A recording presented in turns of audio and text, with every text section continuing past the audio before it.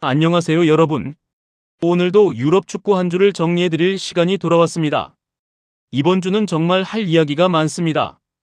크리스티아노 호날두가 또 시상식에 나타나지 않았고, 이탈리아에서는 시몬 인드라이 키부 감독이 데뷔 시즌 더블을 달성했습니다.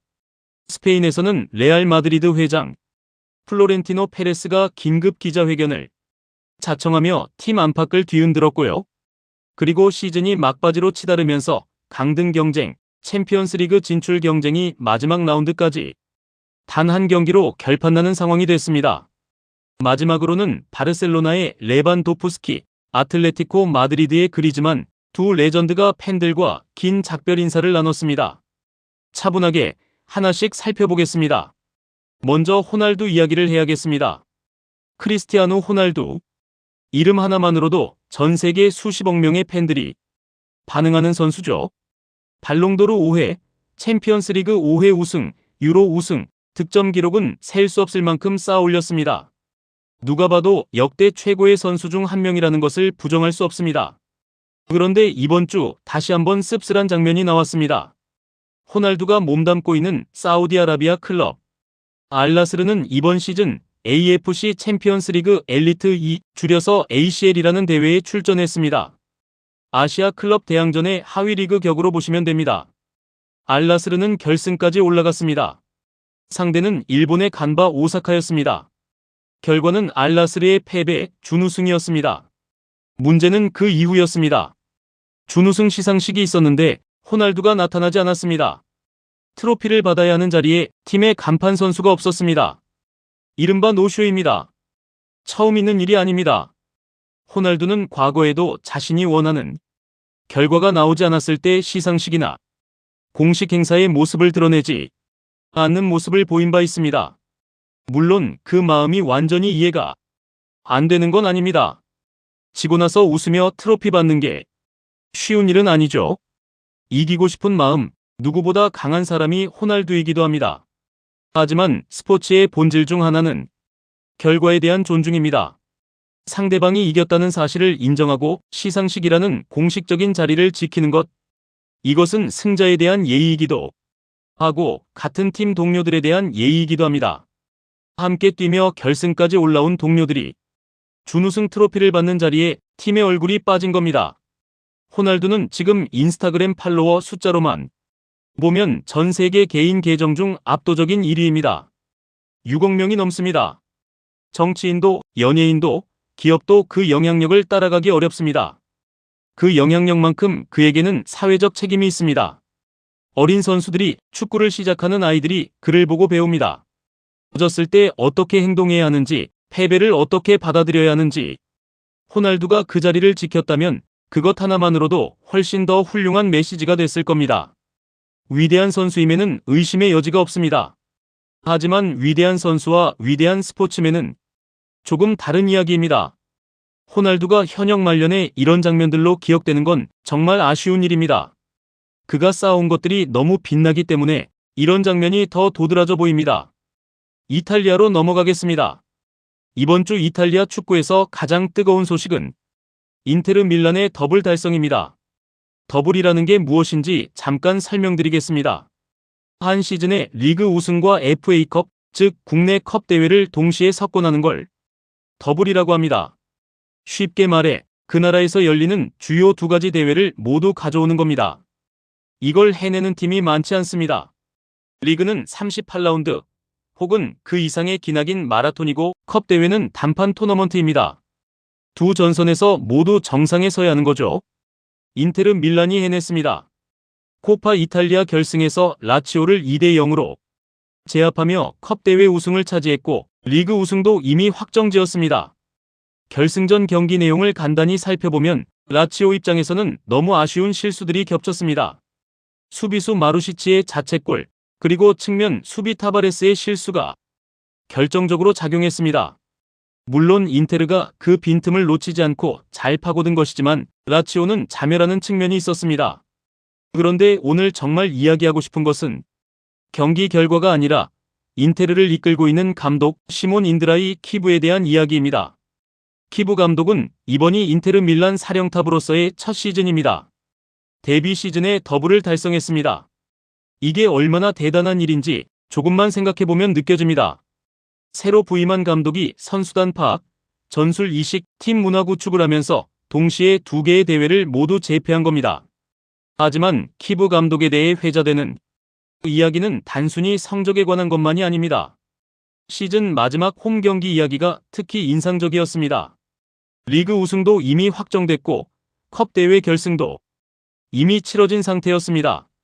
마지막 홈 경기는 사실상 아무런 의미가 없는 경기였습니다. 결과가 어떻게 나와도 이미 확정된 것들은 바뀌지 않는 상황이었죠. 이럴 때 많은 감독들은 주전들을 내보내 이 시즌을 상징적으로 마무리하려 합니다. 키브 감독은 그 경기에 팀의 세 번째 골키퍼, 즉 서드 골키퍼 디 젠나로를 선발 출전시켰습니다. 세 번째 골키퍼라는 것은 1순위도 2순위도 아닌 선수입니다. 시즌 내내 대부분의 시간을 벤치나 관중석에서 보냈을 선수입니다. 그 선수에게 마지막 홈 경기에 선발 출전이라는 기회를 줬습니다. 이 작은 행동 하나가 많은 것을 말해줍니다. 우승을 이미 이룬 상황에서도 시즌 내내 묵묵히 팀을 위해 자리를 지켜온 선수에게 그에 합당한 보상을 줬습니다. 선수단 전체를 세심하게 챙기는 리더십이죠. 또 하나, 컵 대회 결승에서 우승 트로피를 들어올리는 장면이 있었습니다. 많은 감독들이 그 순간 자신이 트로피를 먼저 들고 주인공의 자리에 서려 합니다.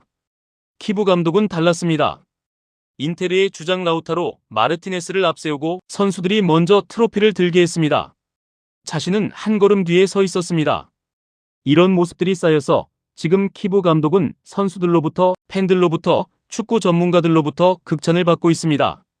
성적으로도 최고를 증명했고 사람됨으로도 존경을 받고 있습니다. 인테르 밀란이 앞으로도 키브 감독과 함께 어떤 그림을 그려나갈지 기대가 됩니다. 이제 스페인으로 넘어가겠습니다. 레알 마드리드 이야기입니다. 레알 마드리드는 지금 조용하지 않습니다. 아니, 굉장히 시끄럽습니다. 먼저 현황을 정리해드리겠습니다. 레알 마드리드는 이번 시즌 리그에서 바르셀로나에 밀려 우승을 놓쳤습니다. 지난 시즌도 무관이었습니다. 이 시즌 연속으로 아무런 트로피를 들지 못한 겁니다.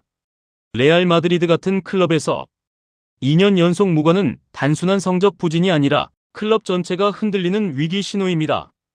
거기에 내부 불화설까지 흘러나왔습니다. 선수들 사이의 충돌 이야기, 코치 스태프와의 마찰 이야기가 언론을 통해 새어나왔습니다. 구체적으로는 추아메니와 발베르데 사이의 갈등, 그리고 리디거가 코치진과 마찰을 빚었다는 이야기들이 나왔습니다. 이런 상황에서 구단주 플로렌티노 페레스 회장이 직접 긴급 기자회견을 자청했습니다. 기자회견의 성격 자체가 흥미로웠습니다. 보통 구단주가 나서서 기자회견을 하면 팀 성적에 대한 반성과 앞으로의 계획을 발표하는 게 일반적입니다. 팬들에게 사과하고 더 잘하겠다고 약속하는 자리가 되는 게 보통이죠. 페레스 회장은 달랐습니다. 그는 기자회견에서 팀 성적 분석이나 전술적인 문제 이야기보다 레알 마드리드를 공격하고 있는 외부 세력들을 정면으로 저격했습니다. 마드리드 지역의 주요 언론사들, 라리가를 운영하는 하비에르 테바스 회장, 그리고 바르셀로나의 네그레이라 사건까지 자신에게 향하는 비판들에 하나하나 반격을 가했습니다. 특히 내부 불화설을 언론에 흘린 사람, 내부 정보를 바깥으로 세게한 사람에 대해 강한 표현을 썼습니다. 사실상 배신자라는 뜻으로 표현한 셈입니다. 이 기자회견을 보면서 드는 생각은 페레스 회장이 매우 정치적인 인물이라는 점입니다. 팬들이나 언론이 팀 성적을 문제 삼으면 그 프레임 자체를 바꿔버립니다. 우리가 못한 게 문제가 아니라 우리를 공격하는 적들이 있다 는 구도로 전환하는 거죠. 그리고 기자회견의 가장 마지막에 그는 조기 회장 선거를 선언했습니다. 자신에게 이의가 있으면 소시오 즉 레알 마드리드 유료 회원들 앞에서 정면 승부를 하자는 겁니다. 자신이 있으면 나와서 겨뤄보라, 회원들의 판단을 받겠다는 메시지였습니다. 이것은 굉장히 영리한 정치적 수입니다. 공격이 오히려 방어가 되고 방어가 오히려 권력 강화의 수단이 됩니다. 비판 여론을 역이용해서 자신의 리더십을 재확인받으려는 시도인 셈입니다. 레알 마드리드 팬이라면 이 기자회견을 보며 복잡한 감정이 들었을 겁니다. 팀이 잘해주길 바라는 마음. 그런데 그 팀의 수장은 성적보다 정치적 계산이 먼저인 것 같다는 느낌. 물론 페레스 회장이 레알 마드리드를 지금의 위치로 키워온 공로는 부정할 수 없습니다. 수많은 갈락티코 선수들을 영입하고 세계 최고의 클럽이라는 브랜드를 만들어 온 것도 그의 시대입니다. 하지만 지금 이 순간 팬들이 필요한 건 기자회견장의 날카로운 독설보다 그라운드 위의 변화입니다. 레알 마드리드의 다음 감독으로 거론되는 이름 중에 조제 무리뉴가 있습니다. 무리뉴를 모르시는 분은 거의 없겠지만 간단히 소개하자면 포르투갈 출신의 감독으로 첼시, 인테르 밀란, 레알 마드리드, 맨체스터 유나이티드, 토트넘 등 유럽 최정상 클럽들을 두루 거쳤습니다. 레알 마드리드 감독을 맡은 적도 있습니다. 챔피언스 리그를 2차례나 다른 클럽으로 우승시킨 역사도 있고요. 무리뉴의 특징은 명확합니다.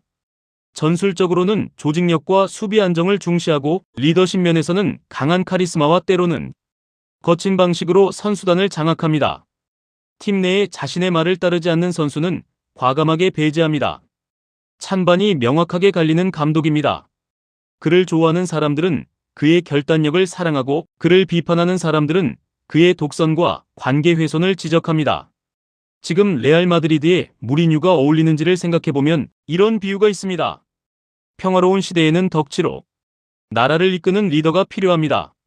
하지만 지금 레알 마드리드는 태평성대가 아닙니다. 팀 내 기강이 흔들리고 누가 중심인지 모호해진 상황입니다. 이런 때에 필요한 것은 과감하게 정리하고 새로운 질서를 세울 수 있는 강력한 리더십입니다. 무리뉴가 그런 역할에 어울린다는 분석이 나오는 이유입니다. 그렇다면 무리뉴가 온다면 혹은 어떤 새 감독이 오든 간에 선수단은 어떻게 정리해야 할까요? 이 부분에서 꽤 날카로운 이야기들이 나옵니다. 현재 레알 마드리드 선수단의 문제 중 하나로 지적되는 것은 팀 내에 자신이 주인공이라고 생각하는 스타들이 너무 많다는 점입니다.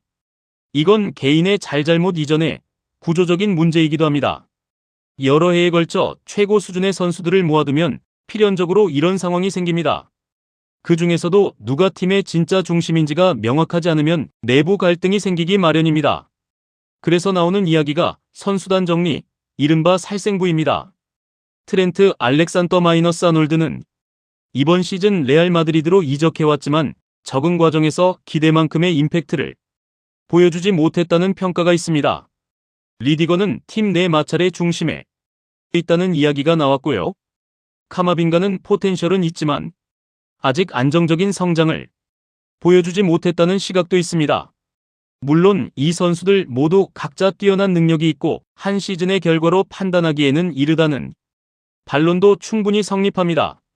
하지만 팀 재건을 위해서는 아프더라도 결단이 필요한 시점이라는 시각이 있는 것도 사실입니다. 가장 복잡한 문제는 비니시우스 주니오르와 킬리안 음바페의 공존입니다. 두 선수 모두 세계 최고 수준의 공격수입니다. 속도, 기술, 결정력 모두 뛰어나죠. 하지만 두 선수가 함께 뛸 때 시너지가 기대만큼 나오지 않는다는 이야기가 계속 나옵니다. 선호하는 포지션이 겹치고 볼을 받으려는 움직임의 패턴도 비슷한 부분이 있습니다. 어느 쪽을 더 중심에 두고 어느 쪽이 그를 보조하는 구도를 만들지가 명확하지 않다는 겁니다. 이것은 새 감독에게 가장 먼저 풀어야 할 숙제가 될 겁니다. 두 선수를 함께 쓰되 역할 분담을 명확히 하거나 아니면 한 명을 중심으로 하고 나머지는 이적을 허용하거나 어느 쪽이든 쉬운 결정이 아닙니다. 레알 마드리드가 이번 여름 어떤 선택을 하느냐가 앞으로 23년의 방향을 결정짓게 될 것 같습니다. 이제 순위 경쟁 이야기를 해보겠습니다. 세리에 어와 라리가 두 리그 모두 마지막 라운드까지 극도로 치열한 상황이 이어지고 있습니다. 먼저 세리에 어입니다. 이탈리아 세리에 어는 상위 4위까지 다음 시즌 챔피언스 리그 진출 자격을 얻습니다. 인테르는 이미 확정됐고 나폴리도 어느 정도 여유가 있습니다. 문제는 3위와 4위를 놓고 밀란, 로마, 꼬모, 유벤투스가 사활을 건 싸움을 벌이고 있다는 겁니다. 유벤투스는 이번 주 정말 충격적인 패배를 당했습니다. 홈에서 피오렌티나에게 0대2로 졌습니다. 홈 경기에서 한 골도 넣지 못하고 두 골을 내줬습니다. 유벤투스 같은 전통의 강호가 챔피언스 리그 진출이 걸린 중요한 시점에 이런 결과를 내놓은 겁니다.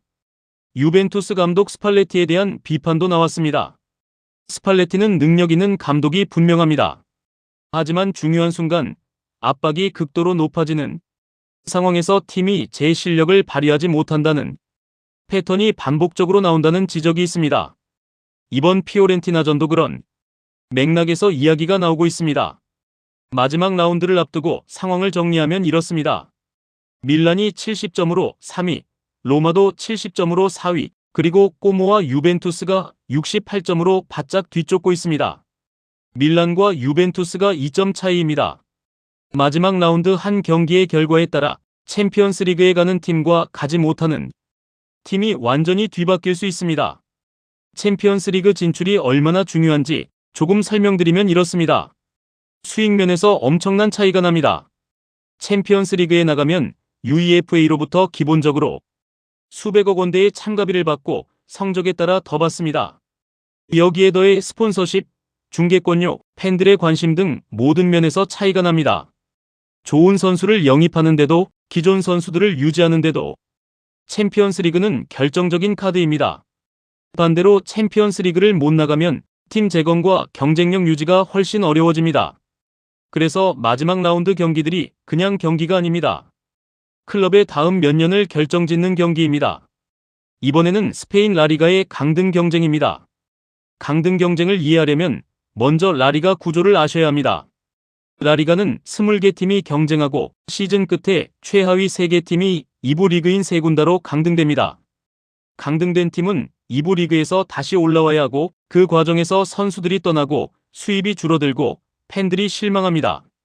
클럽의 규모에 따라서는 존폐 위기까지 갈 수도 있습니다.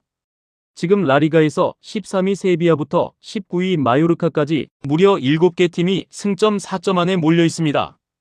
이것이 무슨 의미냐면 마지막 라운드 한 경기의 결과에 따라 이 7개 팀 중 어느 팀이라도 강등될 수 있다는 뜻입니다.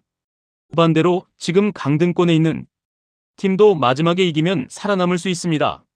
세비야는 전통의 강호입니다. 유로파리그를 여러 번 들어올린 클럽이죠. 그 팀이 강등 걱정을 하는 시즌을 보내고 있습니다. 마요르카, 바야돌리드, 레가네스 같은 팀들도 마지막까지 운명을 알 수 없습니다. 라리가 마지막 라운드는 모든 경기가 동시에 열립니다.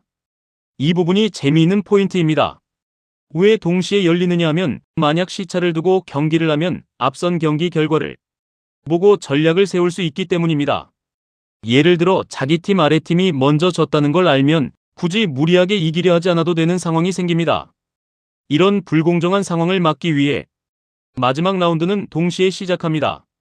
그래서 마지막 라운드는 보는 재미가 엄청납니다. 동시에 여러 경기를 보다 보면 어느 경기에서 골이 들어가는 순간 다른 경기의 흐름도 바뀝니다. 강등 경쟁을 하는 팀의 선수들은 그라운드 위에서 뛰면서도 다른 경기 결과를 신경 씁니다. 7개 팀 중 3개 팀만 강등됩니다. 나머지 4개 팀은 살아남습니다. 어떤 3개 팀이 내려가게 될지 마지막 라운드가 열리기 전까지는 아무도 모릅니다. 이제 마음이 조금 따뜻해지는 이야기를 해보겠습니다. 이별 이야기인데 슬프기도 하고 아름답기도 한 이별입니다. 로베르트 레반도프스키, 폴란드 출신의 공격수로 지금까지 활동한 선수들 중 가장 완성도 높은 스트라이커 중 하나로 꼽힙니다. 바이에른 뮌헨에서 오랜 기간 활약하며 수많은 골과 기록을 쌓았고 2022년에 바르셀로나로 이적해왔습니다. 바르셀로나 이적 당시는 논란도 있었습니다. 이미 30대 중반을 바라보는 나이였고 그 나이에 이적료가 너무 크다는 이야기도 나왔습니다. 하지만 레반도프스키는 그런 시선을 그라운드 위에서 완전히 잠재웠습니다. 바르셀로나에서의 4시즌 동안 119골을 넣었습니다. 리오넬 메시가 바르셀로나를 떠난 뒤 그 엄청난 공백을 실질적으로 채운 선수가 레반도프스키였습니다. 메시의 자리를 완전히 대체할 수 있는 사람은 없지만 레반도프스키는 득점이라는 가장 직접적인 방식으로 팀을 이끌었습니다. 그리고 이번 시즌 레반도프스키는 바르셀로나를 떠날 것으로 보입니다. 사우디아라비아의 알힐랄이라는 클럽으로 이적할 가능성이 크게 거론되고 있습니다. 연봉 규모가 엄청나다고 하죠. 마지막 홈 경기에서 바르셀로나 팬들은 레반도프스키에게 뜨거운 박수를 보냈습니다. 선수들도 스태프도 팬들도 모두 그가 이 팀을 위해 해준 것들을 알고 있었습니다. 레반도프스키는 그 자리에서 감정을 감추지 않았습니다. 레반도프스키가 떠난 자리를 바르셀로나가 어떻게 채울지도 큰 숙제입니다. 바르셀로나는 이번 시즌 라리가 홈 경기 19경기를 모두 이기는 역대 최초의 홈 전승 기록을 달성했습니다. 팀 전체적으로는 분명 잘하고 있습니다. 하지만 레반도프스키만큼 믿을 수 있는 골잡이를 찾는 것, 그게 다음 시즌을 앞두고 바르셀로나의 가장 중요한 과제입니다. 한 선수가 팀에 무엇을 줄 수 있는지를 가장 잘 보여준 사례 중 하나가 레반도프스키의 바르셀로나 시절이었습니다. 오래 기억될 이름입니다. 마지막으로 가장 감동적인 이별 이야기를 하겠습니다. 앙투안 그리즈만과 아틀레티코 마드리드입니다. 앙투안 그리즈만은 프랑스 출신의 공격수입니다. 짧게 말하면 아틀레티코 마드리드 역사상 가장 많은 골을 넣은 선수입니다. 200골을 넘겼습니다. 클럽 역사를 통틀어 단 한 명도 그만큼 넣은 사람이 없습니다. 그의 이야기는 조금 복잡합니다. 그리즈만은 아틀레티코 마드리드에서 찬란한 시절을 보냈습니다. 시메오네 감독의 전술 아래서 완전히 꽃을 피웠고 팀의 절대적인 에이스였습니다. 2018 FIFA 월드컵에서는 프랑스 대표팀의 핵심으로 우승컵도 들었습니다. 그런데 2019년에 바르셀로나로 이적했습니다. 그 이적 과정에서 팬들이 매우 상처를 받았습니다. 단순히 이적 자체의 문제가 아니라 그 과정에서 보인 행동들, 그리고 아틀레티코 팬들에게 굉장히 복잡한 감정을 남긴 여러 상황들이 있었습니다. 바르셀로나에서의 시간은 그리즈만에게 행복하지 않았습니다. 적응에 어려움을 겪었고 기대만큼의 활약을 보여주지 못했습니다. 그리고 2021년 그는 다시 아틀레티코 마드리드로 돌아왔습니다. 복귀 초기에는 팬들의 반응이 차가웠습니다. 당연히 그럴 수밖에 없었습니다. 상처가 남아 있었으니까요. 하지만 그리즈만은 말이 아닌 행동으로 팬들의 마음을 다시 돌렸습니다. 꾸준히 뛰고 꾸준히 넣었습니다. 그리고 팬들에게 솔직하게 이야기했습니다. 바르셀로나 이적이 잘못된 선택이었다고, 그때 제대로 된 판단을 하지 못했다고. 그 고백이 팬들의 마음을 녹였습니다. 이번 시즌 마지막 홈 경기에서 그리즈만은 아틀레티코 마드리드 팬들과 공식적인 작별을 했습니다. 시메오네 감독이 눈물을 흘렸습니다. 시메오네는 감정을 잘 드러내지 않는 사람으로 알려져 있는데 그런 그가 눈물을 보였습니다. 팬들도 마찬가지였습니다. 그리즈만의 이름을 수만 명이 함께 불렀습니다. 그리즈만은 이 클럽에서 무엇을 줬느냐 하면 단순히 200골이 아닙니다. 팀이 어렵고 결과가 나오지 않을 때에도 자리를 지켰고 팀의 스타일을 이해하고 그 안에서 자신의 최선을 다했습니다. 그리고 자신의 잘못을 인정하고 다시 돌아와서 더 잘했습니다. 그것이 팬들이 기억하는 그리즈만입니다. 축구에서 이런 이별 장면을 볼 때 왜 우리가 축구를 보는지 다시 생각하게 됩니다. 단순히 누가 이기고 지는지를 보는 게 아닙니다. 이 사람들이 이 팀을 위해 얼마나 많은 것을 쏟았는지, 그리고 그 시간이 끝날 때 서로 어떻게 기억하는지를 보는 겁니다. 그리즈만의 아틀레티코 마드리드 시절은 오래도록 기억될 겁니다. 오늘 굉장히 많은 이야기를 했습니다. 정리해 볼게요. 호날두는 또 한 번 시상식을 외면했고 위대한 선수가 스포츠맨십 면에서 아쉬운 모습을 남겼습니다.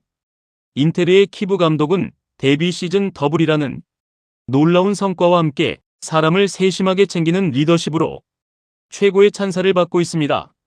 레알 마드리드는 이 시즌 연속 무관의 위기 속에 회장이 직접 나서 정치적 기자회견을 열었고 새 감독 선임과 선수단 정리라는 큰 과제를 안고 있습니다. 세리에 어와 라리가에서는 챔피언스리그 진출과 강등을 둘러싸고 마지막 라운드까지 한치도 여유가 없는 경쟁이 이어지고 있습니다. 그리고 레반도프스키와 그리즈만 두 레전드가 각자의 방식으로 팬들과 아름다운 이별을 나눴습니다. 축구는 그라운드 위의 결과만이 전부가 아닙니다.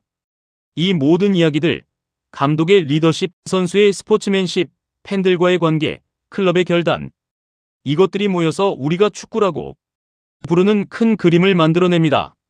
오늘도 끝까지 함께 해주셔서 감사합니다. 다음 주에 또 뵙겠습니다.